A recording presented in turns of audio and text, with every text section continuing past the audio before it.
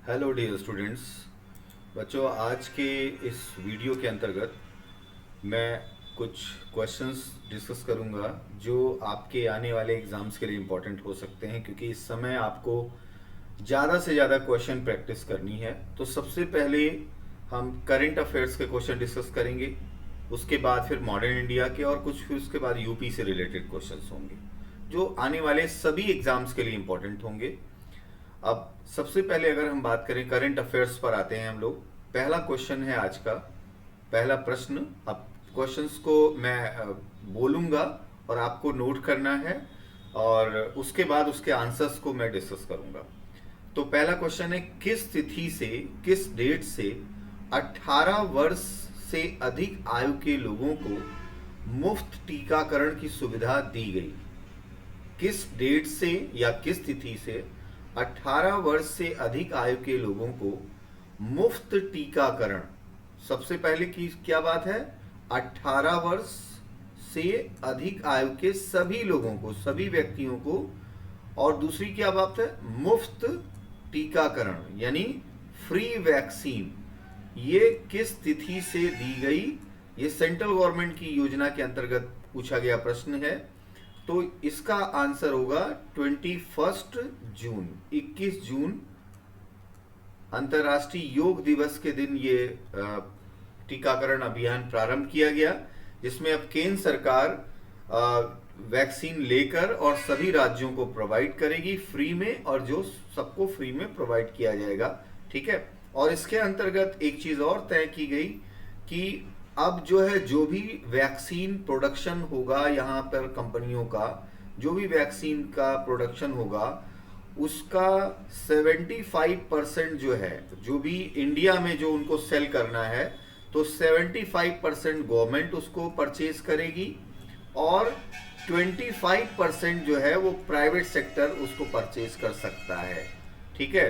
25% से ज़्यादा private sector purchase नहीं कर सकता, यानी 75% अनिवार्यता गवर्नमेंट को देना होगा कंपनी को।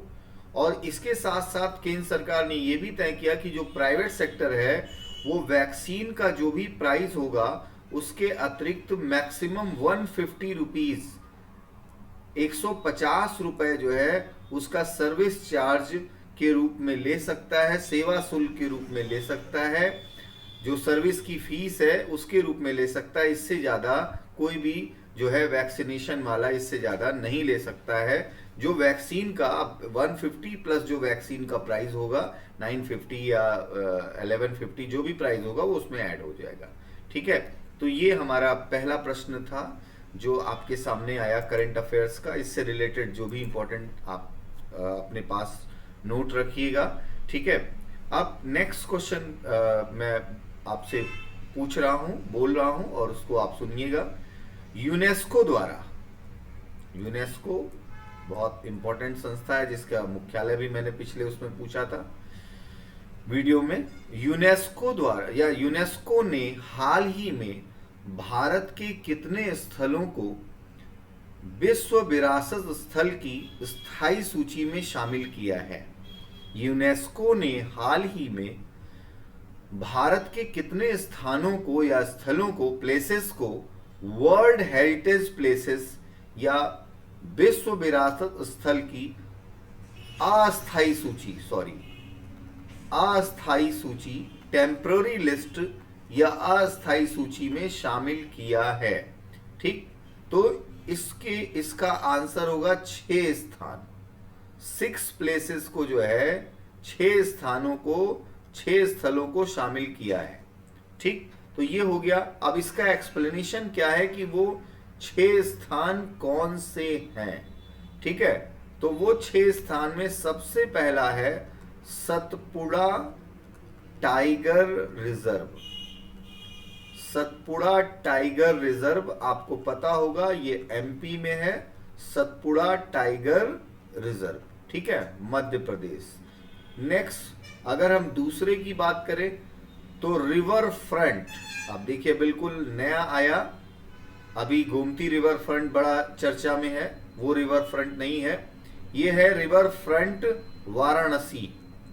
बनारस का जो 80 घाट से लेकर बना हुआ है, दशाश्वमेध घाट तक, रिवर फ्रंट वाराणसी, ठीक है, यूपी में वाराणसी, इसको इसके टेम्परेरी लिस्ट में शामिल किया गया है, ठीक है।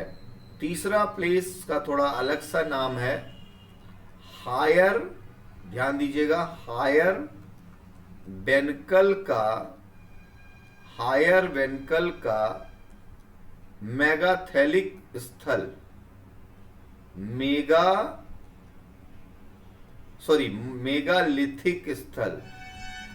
मेगालिथिक स्थान या स्थल, ठीक है। हायर बेनकल का मेगालिथिक आप इतिहास में आपने पढ़ा होगा, ठीक है। तो मेगालिथिक यानी एक ऐतिहासिक स्थल है, इसको भी इसमें शामिल किया गया है। ये कहां है? कर्नाटक में है ये, इसको शामिल किया गया है। ये तीसरा स्थान हुआ, ठीक। अब अगर हम बात करें चौथे स्थान की, तो चौथा है मराठा सैन्य वास्तुकला। ये जो मराठा किले हैं महाराष्ट्र में, मराठा सैन्य वास्तुकला, आर्किटेक्चर, ठीक है, मराठा सैन्य वास्तुकला, ये महाराष्ट्र, इसको शामिल किया गया है, ठीक। पांचवा स्थान नर्मदा घाटी में भेड़ा घाट, नर्मदा घाटी जबलपुर में है, एमपी। नर्मदा घाटी में भेड़ा घाट, यानी एमपी का दो स्थान हो गया, सतपुड़ा और ये भेड़ा घाट, बहुत फेमस स्थान है, बहुत अच्छी जगह है। कभी आपको मौका मिले तो यहाँ जरूर जाइए। भेड़ा घाट जबलपुर का सबसे प्रसिद्ध स्थान है, और जो है जबलपुर से थोड़ी दूरी पर जो है पंचमढ़ी, बहुत अच्छी जगह है, वो भी यहाँ का सबसे हिल स्टेशन है, एमपी का सबसे बढ़िया, ठीक है। तो ये वो स्थान है जहाँ जाया जा सकता है बहुत अच्छे से, लेकिन जॉब लेना, सिलेक्शन लेना, तब जाना, तब ज़्यादा मजा आएगा, ठीक है। तो अब एक और स्थान है कांचीपुरम के मंदिर, तमिलनाडु। कांचीपुरम के मंदिर, तमिलनाडु, ठीक है। तो ये पहला स्थान, मैं फिर से रिपीट कर दे रहा हूं। पहला स्थान Satpura tiger reserve, MP, Madhya Pradesh. दूसरा स्थान रिवर फ्रंट वाराणसी। तीसरा स्थान हायर बेनकल का मेगालिथिक स्थल, हायर बेनकल का मेगालिथिक स्थल, ये स्थान के नाम पर है, मेगालिथिक इतिहास, ठीक है, उससे रिलेटेड है। तो मेगालिथिक स्थल कहां? कर्नाटक। मराठा सैन्य वास्तुकला, महाराष्ट्र। नर्मदा नदी में भेड़ा घाट, जबलपुर। कांचीपुरम के मंदिर, तमिलनाडु, ठीक है। तो ये 6 स्थान हैं जो शामिल किए गए हैं यूनेस्को की विश्व विरासत स्थल की अस्थायी सूची में शामिल किया गया है, ठीक। नेक्स्ट करंट अफेयर्स का क्वेश्चन है, प्रधानमंत्री द्वारा किस तिथि को कैच द रेन अभियान प्रारंभ किया गया?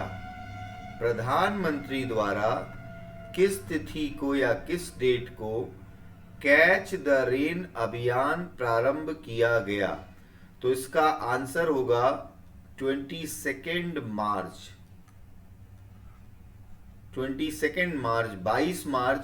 22 मार्च को विश्व जल दिवस मनाया जाता है, ठीक है, विश्व जल दिवस मनाया जाता है। इसी दिवस के अवसर पर प्रधानमंत्री द्वारा 22 मार्च 2021 को ये अभियान प्रारंभ किया गया। अब इसका उद्देश्य क्या है? जो वर्षा का जल है, कैच द रेन, जो वर्षा का जल है उसका संरक्षण करना, उसका जो है ज्यादा से ज्यादा उसको सुरक्षित करना भविष्य के लिए, और उसको ग्राउंड वाटर की तरफ भेज देना, ये लक्ष्य है। ये अभियान कब से कब तक के लिए है ये भी मैं आपको बता दूं। तो ये अभियान 22 मार्च 2021 से मानसून अवधि के दौरान है। जो हमारी मानसून अवधि है उससे थोड़ा बाद तक, मानसून के पूर्व से लेकर मानसून के बाद तक की अवधि रखी गई है, नवंबर 30 नवंबर 2021 तक। ठीक, तो अगर इस पर क्वेश्चन आता है कि किस डेट को प्रारंभ किया गया, कब से तक कब तक के लिए है, तो सभी प्रकार के जो प्रश्न हैं उनके आंसर आपके सामने आ गए। ठीक है, अब बच्चों हम चलते हैं नेक्स्ट क्वेश्चन की ओर। नेक्स्ट क्वेश्चन है आपका, भारत व बांग्लादेश के बीच मैत्री सेतु, भारत व बांग्लादेश के बीच मैत्री ब्रिज या मैत्री सेतु किस नदी पर निर्मित किया गया है, किस नदी पर बनाया गया है। ठीक है, भारत और बांग्लादेश के बीच मैत्री सेतु फेनी नदी पर बनाया गया है। बिल्कुल नया नाम है, फेनी नदी, फेनी नदी पर बनाया गया है। इसका आंसर ये हुआ। ये सेतु जो है 1.9 किलोमीटर का है, बहुत बड़ा नहीं है लेकिन इंपॉर्टेंट हो गया। और इस सेतु के द्वारा भारत का सबरूम, इस स्थान का नाम है भारत का सबरूम, उत्तर भारत नॉर्थ ईस्ट का सबरूम जो है, इसको जोड़ा गया है बांग्लादेश के रामगढ़ से। ठीक है, दो जगह को जोड़ने के लिए, तो बांग्लादेश के रामगढ़, तो अभी तक आपने रामगढ़ शोले में देखा था, शोले फिल्म का रामगढ़ देखा था। ये शोले फिल्म वाला रामगढ़ नहीं है, ये बांग्लादेश का रामगढ़ है। हाँ, तो सबरूम भारत नाम ध्यान रखिएगा, और रामगढ़ बांग्लादेश, इनको जोड़ने के लिए ये मैत्री सेतु बनाया गया है फेनी नदी पर। ठीक है, फेनी नदी पर मैत्री सेतु बनाया गया है। ठीक, तो ये हमारा करंट अफेयर्स का चौथा प्रश्न था। अब एक प्रश्न अपने आप में कितने और प्रश्नों के उत्तर लिए हुए हैं ये आप स्वयं देख रहे हैं। ठीक है, सामान्य व्यक्तियों के लिए सिर्फ करंट अफेयर्स के अगर हम 5 क्वेश्चन करा रहे हैं तो 5 क्वेश्चन होते हैं, लेकिन जो स्टूडेंट जो है सिलेक्शन लेने वाले होते हैं वो उसी 5 में से 20 क्वेश्चन निकाल लेते हैं और आगे के लिए वो तैयार हो जाते हैं। तो और एक चीज बच्चों, मैं बीच में आपको रोक कर बता रहा हूं कि आप किसी तरह के अनावश्यक रूप के ई कंटेंट से बचिए। मैं देख रहा हूं कि बहुत से स्टूडेंट्स ई कंटेंट जो शॉर्टकट के चक्कर में पड़े हुए हैं। आप एक तो वैसे ही ऑनलाइन क्लासेस के लिए मजबूर हैं, ऑनलाइन एक्टिविटी के लिए मजबूर हैं, तो ऑनलाइन एक्टिविटी में ज़्यादा से ज़्यादा एक्स्ट्रा अगर कुछ करना है तो कुछ टेस्ट एक्सरसाइज कर सकते हो। लेकिन अगर किसी ई कंटेंट की तरफ जा रहे हो तो इसका मतलब है अपना समय आप इस तरह से बर्बाद कर रहे हो। धीरे धीरे अगर ऐसा कोई भी व्यक्ति जो है वो किताबों से, कॉपियों से, कलम नहीं चल रही है, बस केवल कान में ईयरफोन लगाए ई कंटेंट चल रहा है, तो ये समझ लो कहीं ना कहीं वो प्रॉब्लम में जा रहा है। और ऐसे कैंडिडेट्स हो सकता है कि कहीं कुछ सिलेक्शन भी हो जाए तो मानसिक रूप से अगर बिगड़ जाएगा सब कुछ, तो सिलेक्शन लेके क्या करोगे? अगर मानसिक संतुलन ही बिगड़ जाएगा तो सिलेक्शन लेके क्या करोगे? इसलिए सारी शॉप्स, जो बुक शॉप्स हैं वो ओपन है। ज़्यादा से ज़्यादा आप पेपर कंटेंट पे वर्क करिए और ऑनलाइन में जितना आपको प्रोवाइड किया जा रहा है उतना ही अगर तैयार कर लो तो बहुत है। उसके अलावा पेपर कंटेंट, रिवीजन, इस पर ज़्यादा ध्यान दो। और तमाम तरह से भटकने वाले, शॉर्टकट लगने वाले जो ई कंटेंट हैं उनको जो है वो आप देखकर अपनी जो समय है उसको बर्बाद मत करिए।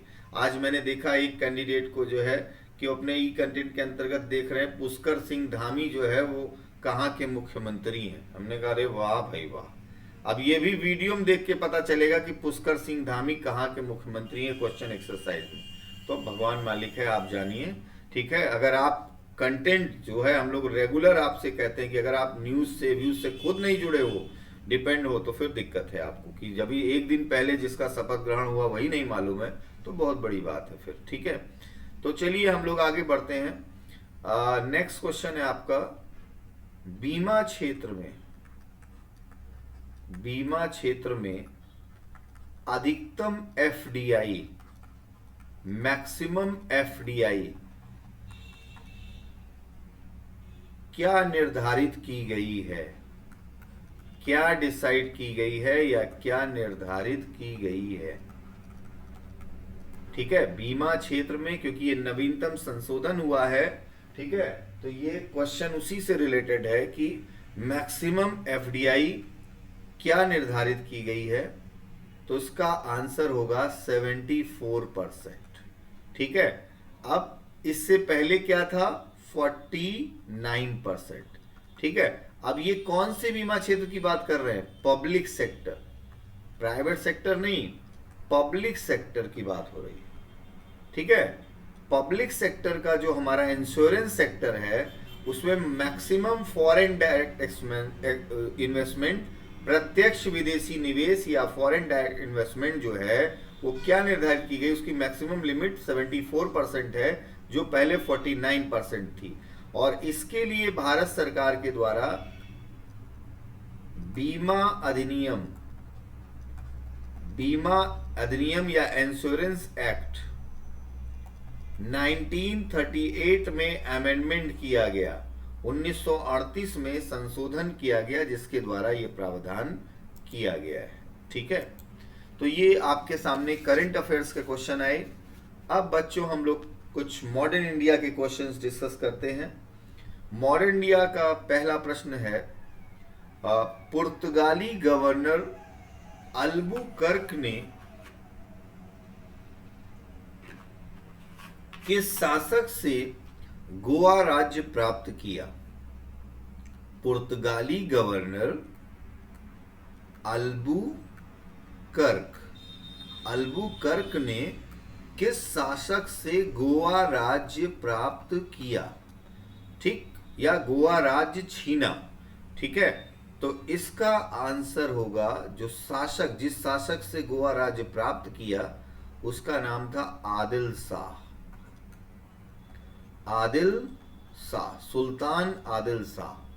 ठीक है, सुल्तान आदिल शाह से गोवा राज्य प्राप्त किया था। ठीक है, अब आपके मन में एक क्वेश्चन ये भी आना चाहिए कि आदिल शाह कहाँ का शासक था, कहाँ का सुल्तान था? ठीक है, तो इसका आंसर होगा बीजापुर, कर्नाटक। ठीक है, तो आदिल शाह जो है वो बीजापुर का शासक था, जिससे अल्बुकर्क ने गोवा राज्य को प्राप्त किया था, या गोवा राज्य को एक तरह से छीन लिया था। ठीक है, 1510 में ये कार्य हुआ था, 1510 में। उसके बाद 1512 में जो है अल्बुकर्क ने गोवा में सती प्रथा पर प्रतिबंध लगा दिया था।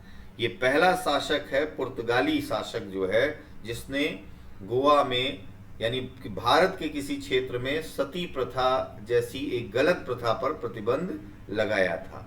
ठीक है, हालांकि आप उससे विलियम बेंटिंक को जानते हैं, लेकिन विलियम बेंटिंक बहुत बाद की बात है, 1512 में इसने प्रतिबंध लगा दिया है।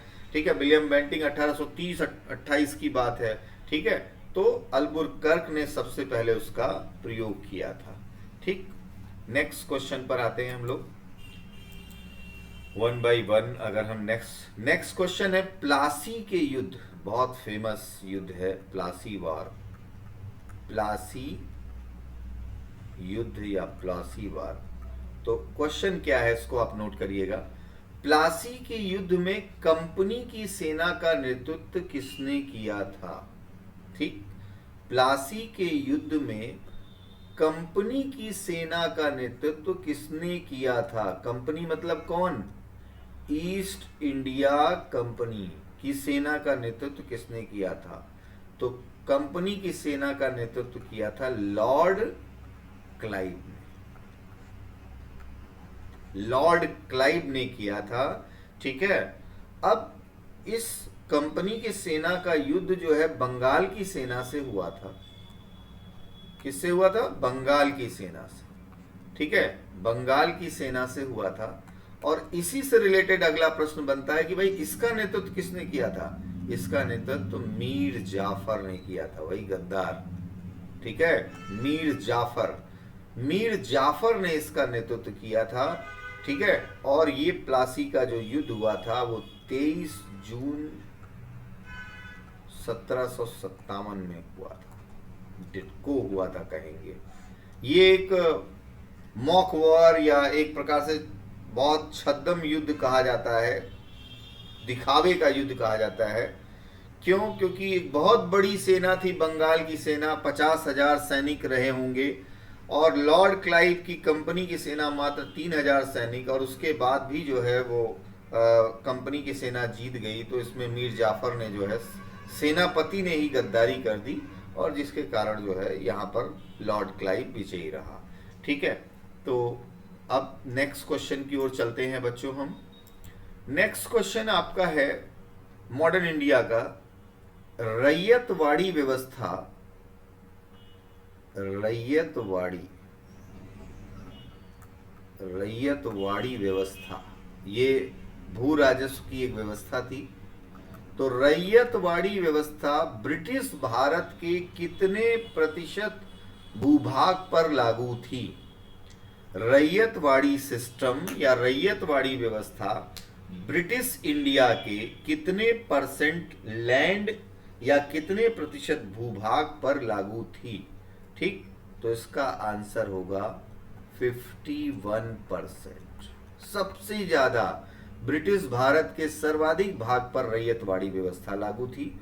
उस समय ब्रिटिश भारत के अगर हम बात करें तो भू राजस्व की 3 प्रमुख व्यवस्थाएं थीं।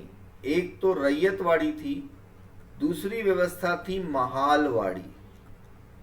महालवाड़ी व्यवस्था अगर ये पूछा जाए ये कितने प्रतिशत भाग पर लागू थी, तो दूसरे नंबर पर यही थी 30%, और तीसरे नंबर पर जो है स्थायी बंदोबस्त, लॉर्ड कॉर्नवालिस का नाम आपने सुना होगा इससे रिलेटेड। तो स्थायी बंदोबस्त व्यवस्था 19% भाग पर लागू थी, ब्रिटिश भारत के 19% भाग पर लागू थी। ठीक है, तो ये सबसे ज्यादा अगर देखें तो रैयतवाड़ी, फिर महालवाड़ी और फिर स्थायी बंदोबस्त व्यवस्था थी। ठीक है, अब बच्चों हम लोग आगे बढ़ते हैं, अगले प्रश्न पर आते हैं। हिस्ट्री का चौथा प्रश्न जो है वो है आर्य समाज से रिलेटेड। हिंदू सुधार आंदोलन और मुस्लिम सुधार आंदोलन हुआ था, तो आर्य समाज हिंदू सुधार आंदोलन से संबंधित संगठन था। प्रश्न है आर्य समाज की स्थापना कहाँ की गई? बहुत आसान प्रश्न है, स्थापना कहाँ की गई? तो इसका आंसर क्या होगा? बंबई, मुंबई नहीं। ठीक है, उस समय बंबई नाम था। मुंबई जो दिमाग में आया तुम्हारे, वो मुंबई नहीं है, बंबई जो है। अब इससे रिलेटेड अगला क्या है कि ये स्थापना कब की गई? 1875, 1875 में। ठीक है, किसके द्वारा की गई? स्वामी दयानंद सरस्वती। मालूम होगा हालांकि, लेकिन फिर भी मैं बता दे रहा हूं, स्वामी दयानंद सरस्वती के द्वारा। ठीक है, अब एक चीज और यहां पर इंटरेस्टिंग है, वो हम बताना चाहेंगे कि 1875 में बंबई में इसकी स्थापना की गई। इसका मतलब बंबई उस समय उसका हेड ऑफिस बना। लेकिन 1877 में, 1877 में इसका हेड ऑफिस बंबई के स्थान पर लाहौर में बना दिया गया, और उसके बाद से लेकर देश की आजादी तक इसका हेड ऑफिस क्या रहा? लाहौर रहा। ठीक है, तो ये एक इंपॉर्टेंट पॉइंट है अगर हम आर्य समाज के पॉइंट ऑफ व्यू से देखें तो। ठीक है, अब बच्चों हम बात करते हैं नेक्स्ट क्वेश्चन की। तो नेक्स्ट क्वेश्चन है दिल्ली दरबार। मॉडर्न इंडिया का 5वां क्वेश्चन, दिल्ली दरबार। दिल्ली दरबार 1911, मैं एकदम क्लियर कर दे रहा हूं क्योंकि बहुत सारे दरबार की बात आएगी, लेकिन 1911 किसके द्वारा आयोजित किया गया? दिल्ली दरबार 1911 किसके द्वारा आयोजित किया गया? तो इसका आंसर होगा viceroy lord Hardinge. Lord Hardinge के द्वारा आयोजित किया गया। अब एक प्रश्न ये भी बनता है कि किसके स्वागत में आयोजित किया गया? किसके वेलकम के लिए आयोजित किया गया? तो वेलकम के लिए जो आयोजित किया गया था, जॉर्ज फिफ्थ, ब्रिटेन के राजा, ब्रिटेन के किंग जॉर्ज फिफ्थ के लिए आयोजित किया गया था। जॉर्ज फिफ्थ के साथ क्वीन मैरी भी उस समय शामिल थी। तो जॉर्ज फिफ्थ और क्वीन मैरी के लिए ये आयोजित किया गया था, जॉर्ज फिफ्थ और क्वीन मैरी के स्वागत में। इस दरबार की बहुत इंपॉर्टेंस इसलिए है क्योंकि 1905 में बंगाल विभाजन का भारत में विरोध हो रहा था और उसके विरोध में स्वदेशी आंदोलन हुआ और भारतीय जो है वो बंगाल के विभाजन को एक्सेप्ट नहीं कर रहे थे। तो इस दरबार में सबसे पहला जो घोषणा की गई, डिक्लेयर किया गया कि बंगाल विभाजन रद्द किया जाता है, क्योंकि ये विभाजन अंग्रेजों को उल्टा पड़ रहा था। ठीक है, तो बंगाल विभाजन कब रद्द हुआ, अगर ये भी पूछा जाता है बंगाल विभाजन के रद्द करने की घोषणा कब हुई, कैंसिल कब हुआ, तो वो 1911 के दिल्ली दरबार में हुआ। दूसरा बच्चों यहाँ पर एक प्रश्न बनता है कि और क्या हुआ था? तो एक बहुत इंपॉर्टेंट डिक्लेरेशन हुआ था, घोषणा हुई थी। 1912 में ट्रांसफर हुआ, लेकिन 1911 में घोषणा हुई, भारत की राजधानी कलकत्ता से दिल्ली स्थानांतरित करने की घोषणा की गई। भारत की राजधानी कलकत्ता से दिल्ली ट्रांसफर करने की घोषणा की गई।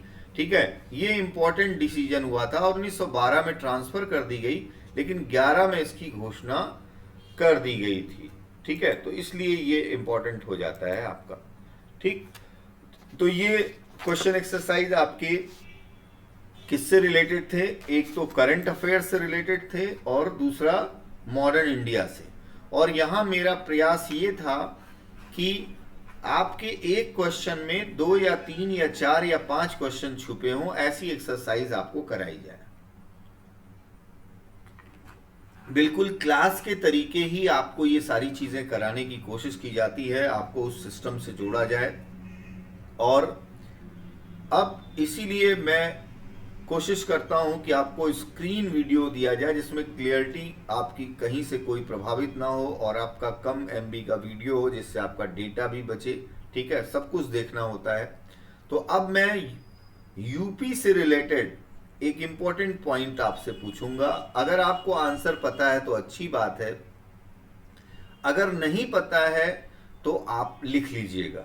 ठीक है, देखिए यूपी में प्रमुख जो झील है, लेक या झील, वैसे भी कम है लेकिन है, तो उन झीलों से रिलेटेड क्वेश्चंस पूछे जाते हैं। ठीक है, फुलहर झील कहाँ है, ठीक है, नौह झील कहाँ है, बरुआ सागर कहाँ है, ऐसे क्वेश्चंस पूछे गए हैं। तो जो इंपॉर्टेंट लेक है उससे रिलेटेड मैं क्वेश्चन आपसे पूछ रहा हूं। बस इसका आंसर अगर आपको पता है तो आप अपने मन में इसका आंसर जरूर याद कर लें। सबसे पहले फुलहर झील, झील ऊपर लिख दिया है इसलिए मैं बार बार झील नहीं लिखूंगा। फुलहर झील जो है वो कहाँ है? पीलीभीत, तराई जिला लखीमपुर के आगे पीलीभीत, पीलीभीत में है। ठीक है, नेक्स्ट फिर आ गया रामगढ़, फिर आप शोले याद करेंगे। तो शोले का कॉमेडी सीन जरूर देख लेना, बहुत मस्त है शोले जो है। हाँ, तो रामगढ़ ताल, रामगढ़ ताल जो है ये गोरखपुर, बहुत इंपॉर्टेंट भाई। गोरखपुर का कोई भी, क्योंकि मुख्यमंत्री जी का क्षेत्र है तो जरूर याद रखिएगा। ठीक है, नेक्स्ट अल्वारा झील, अल्वारा, जहां नाम में ताल आएगा या कुछ और आएगा मैं चेंज कर वहां लिख दूंगा, लेकिन झील है तो एज इट इज है। ठीक है, अल्वारा ये कौसाम्बी में है, इलाहाबाद के आगे कौसाम्बी। ठीक है, कौसाम्बी में जो है ये झील है अल्वारा। ठीक, अब इसके बाद गोविंद बल्लभ पंत सागर, गोविंद बल्लभ पंत सागर, गोविंद बल्लभ, ये आर्टिफिशियल लेक है, ये कृत्रिम झील है। ठीक है, और ये बहुत बड़ी लेक है, ये सोनभद्र में है। गोविंद बल्लभ पंत सागर ये जो है आर्टिफिशियल लेक, और ये सोनभद्र है मिर्जापुर के आगे, वहां पर ये झील है। ठीक, अब और इम्पोर्टेंट जो झील है उनकी तरफ चलते हैं। नेक्स्ट अगला नाम है बेती सागर या बेती झील। बेती बहुत फेमस व्यक्ति के एरिया में है, प्रतापगढ़ राजा भैया। अभी आपने देखा होगा पंचायत चुनाव में भी नाम आया राजा भैया का कि यहाँ राजा भैया का कैंडिडेट जीता, बीजेपी का कैंडिडेट यहाँ हार गया। क्योंकि पंचायत चुनाव में तो आपने देखा ही कि अधिकतर जिलों में क्या स्थिति हुई। ठीक है, तो उसमें जो है अगर कोई दूसरा कैंडिडेट कहीं जीता तो उसका नाम, तो बेती झील ये प्रतापगढ़ में है। ठीक, नेक्स्ट रामताल, रामताल मेरठ। अभी आपने देखा था रामगढ़, ठीक, तो रामताल जो है ये रामगढ़ आपने गोरखपुर में देखा, रामताल। अब ये कंफ्यूजन इसी में होता है, तो ये जरूर ध्यान रखिए कि रामगढ़ गोरखपुर और रामताल कहाँ है, मेरठ। ठीक है, तो रामगढ़ जो है वो एक प्रकार से ताल के नाम से था, और यहाँ पर राम ताल डायरेक्ट है, तो रामगढ़ ताल और रामताल, तो रामगढ़ ताल गोरखपुर और रामताल मेरठ। ठीक है, इसमें कोई कंफ्यूजन ना हो। सौज झील, सौज, सौज झील, ठीक, मैनपुरी इटावा के पास, मैनपुरी में है सौज झील। ठीक, नेक्स्ट देवरिया झील। अब देखिए गोरखपुर के आगे देवरिया है, अब लोग सोचेंगे देवरिया डिस्ट्रिक्ट में होगा देवरिया झील, ऐसा नहीं है। देवरिया झील कन्नौज में है, कानपुर के आगे कन्नौज, कन्नौज में है देवरिया झील। ठीक, सागर ताल, सागर ताल बदायूं, बदायूं डिस्ट्रिक्ट बरेली के पास सागर ताल। ठीक है, पार्वती झील, पार्वती झील गोंडा, गोंडा में है पार्वती झील। ठीक, कुछ और इंपॉर्टेंट है उनको भी देखते हैं, बहुत एग्जाम में पूछा गया है। बखीरा झील, बखीरा, बखीरा झील जो है वो संत कबीर नगर में है। देखो इतना झील है यूपी में, हम लोग को पता ही नहीं है, एग्जाम टाइम में पता चल जाता है कि इतनी झील है। ठीक है, नेक्स्ट अगला है इसके बाद जो है गोखुर झील। गोखुर, गाय के खुर की साइज का, तो सॉरी शेप का जो है, तो गोखुर झील, इसको बड़ा ताल भी कहते हैं। गोखुर झील को जो है बड़ा ताल के नाम से भी जानते हैं, बड़ा ताल या गोखुर झील। ठीक है, ये शाहजहांपुर में, लखनऊ के आगे शाहजहांपुर, शाहजहांपुर में है। ठीक, बरुआ सागर, बरुआ सागर ये झांसी में है, बरुआ सागर झांसी में है। ठीक, नौह झील, नौह झील, नौह झील जो है मथुरा में है, मथुरा में है नौह झील। एक और इंपॉर्टेंट है शुक्रताल, ये मुजफ्फरनगर में, पश्चिमी उत्तर प्रदेश मुजफ्फरनगर। ठीक है, तो ये मुजफ्फरनगर में है। हाँ, अब ये जो है जो इंपॉर्टेंट लेक्स थी वो मैंने यूपी का एक क्वेश्चन के रूप में एक साथ जो है एक एक्सरसाइज के रूप में आपके सामने आया। ठीक है, तो बच्चों इस तरह से जो भी चीजें इंपॉर्टेंट होंगी हम लोग उनको जो है आपके आने वाले जो भी एग्जाम्स हैं, ठीक है, जैसा कि आप सब जानते हैं कि आपको अगस्त में जो है यूपी के लेवल पे अगर देखा जाए तो एक बड़ा एग्जाम पीईटी का देना है। ठीक है, और इस एग्जाम के साथ साथ जो एसएससी वाले कैंडिडेट्स हैं उनको जो है एसएससी के अंतर्गत सीएचएसएल या सीजीएल या दोनों एग्जाम देना है। ठीक है, इसके बाद हमारा जो अक्टूबर में बड़ा एग्जाम है यूपी पीसीएस का, ठीक है। तो ये सभी कैंडिडेट्स, जो भी कैंडिडेट्स हैं, वो सभी कैंडिडेट्स जो है, आप किसी भी एग्जाम को अलग ना समझें। ये सारी चीजें जो आपके लिए जहां भी इंपॉर्टेंट होंगी उसके क्रम में आपको प्रोवाइड करते रहेंगे। जो आपको प्रोवाइड किया जा रहा है उसको आप अच्छे से प्रिपेयर करिए। बस ये है कि उस पर होमवर्क हो, जो अभी तक आपने पढ़ लिया है उसका रिवीजन अच्छे से करते रहो। नए तथ्यों की तरफ बहुत ज्यादा भागने की जरूरत नहीं है, अदरवाइज जब एग्जाम में अच्छा नहीं कर पाओगे तो बहुत दुख होगा कि एक महीना हमने जम के ये किया वो किया और उसका फायदा नहीं हुआ।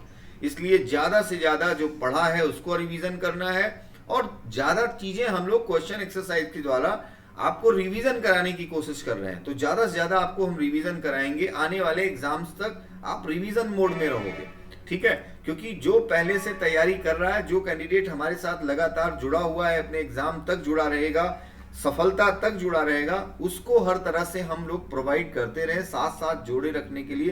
तो सबसे पहली प्राथमिकता उसके लिए है, ठीक है। तो इस चीज को आपको ध्यान रखना है। इसके जो भी टेस्ट हो वो किसी भी हालत में ना छूटे। वो टेस्ट एक्सरसाइज बाद में भी हम उसको काफी कुछ कवर करें, उसमें अगर गलत क्वेश्चन हो गए तो उसको ज्यादा से ज्यादा हम सही करने की कोशिश करें। तो ये लगातार आप प्रयास करते रहिएगा, और ऐसे ही आपका ये रिवीजन क्रम चलता रहेगा जब तक कि ऑफलाइन क्लासेस नहीं शुरू हो जाती। जैसे ही ऑफलाइन क्लासेस शुरू हो जाएंगी, इसी तरह का रिवीजन आपका ऑफलाइन क्लासेस के अंतर्गत भी हम लोग कराएंगे।